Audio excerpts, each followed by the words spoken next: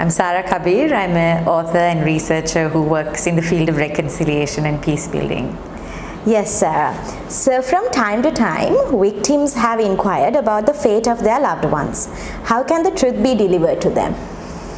So I believe there needs to be an official form of a truth mechanism, a truth commission, which then means it needs to be government sanctioned as well. And yes, there needs to be a level of independence as well. But if you look at the transitional justice pillars, truth seeking is one key component, and that's something in Sri Lanka we have not yet committed to. So an official sort of truth-seeking mechanism is important.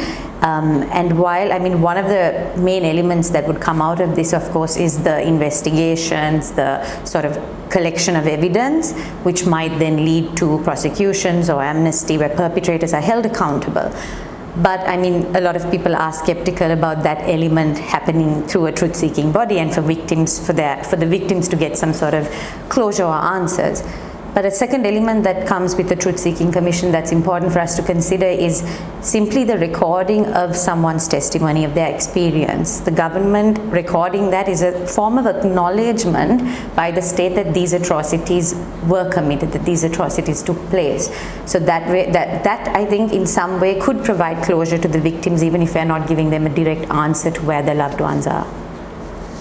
So what significance do you attribute to them knowing the truth, especially when some suggest, why can't they simply forget and move on? Yeah, so this, I think even if you're someone who's been working for over 30 years in the field of reconciliation, or you're a big policymaker at a top level, I don't think any of us have the right to tell the victims or the survivors that they need to forget and move on. It's really up to them.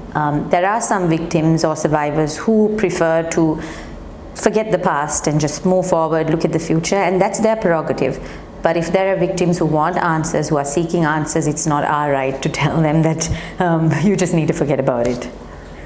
So in your book, Voices of Peace, during your interviews with those individuals, what was the primary message that emerged?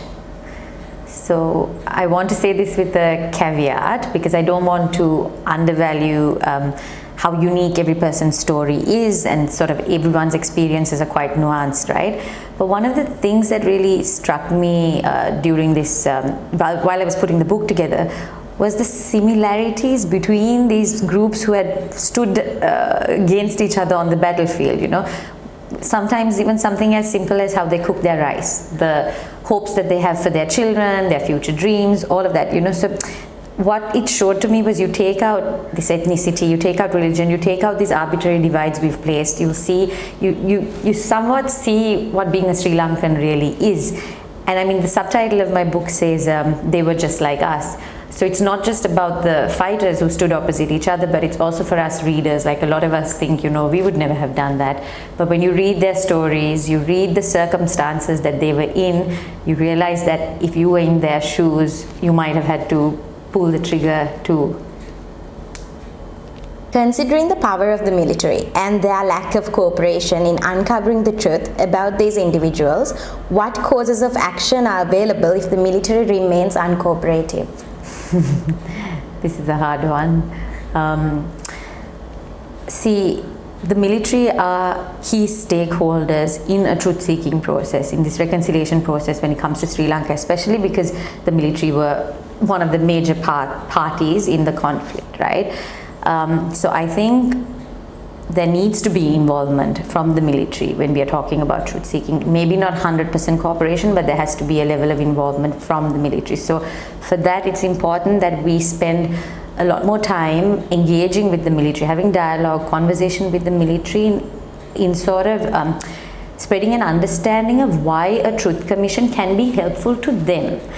So there was this Air Force guy who once, I remember telling me, he was just like, it's such a shame, because of the actions of a few, we've all been labeled as rapists. So if we take the military, maybe 85%, 95%, I don't know, worked within the remits of the rules of war, the laws of war. But because of the actions of a few who broke those laws, who violated international humanitarian law, because of those actions, it's shone a light on the entire conduct of the military and everything that they did throughout the entirety of the war, right? So if there is some understanding created, maybe there'll be a realization from the military themselves that having a mechanism like this could relieve the burden that is now placed on the military, the high level of scrutiny that is on the military by the international community, by Sri Lankans as well, that it could maybe relieve that burden from them, so that way it might make them get more involved. But one other thing we need to also drive with it is, maybe it's a Sri Lankan or Asian cultural thing, that we are lajjai, we're ashamed to speak of mistakes, even at an individual level, about mistakes that we have made in the past, right? So that narrative, we need to sort of drive this narrative that to stand up and take ownership of a mistake that you made is not a stain on your name. It actually takes a lot of courage to do that. And it is vital when we talk about non-recurrence, to prevent these sort of cycles of violence that have happened in this country. It is essential, and this is something not just for the military. We need this narrative to go across to a majority of Sri Lankans who hold on to this victor's narrative, this we won the war.